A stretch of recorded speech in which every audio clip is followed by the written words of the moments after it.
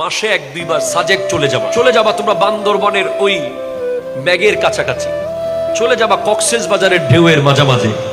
মনে রাখবেন জীবনের 3টা জিনিস নিজের, আর সব আপনি মানুষের জন্য করেছেন।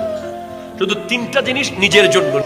একটা হলো যা কিছু ইবাদত করেছেন, আপনি যা কিছু ইবাদত করেছেন, যা নামাজ পড়েছেন, যা জিকির করেছেন, যা দান সাদাকা করেছেন, এই সওয়াব পৃথিবীর কেউ চিনিয়ে নিতে পারবে? এটা আপনার নিজের জন্য করেছেন।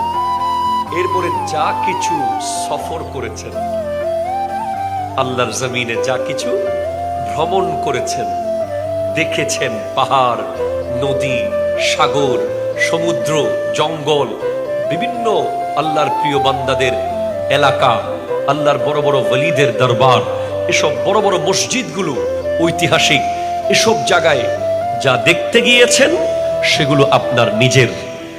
এরপরে যা খেয়ে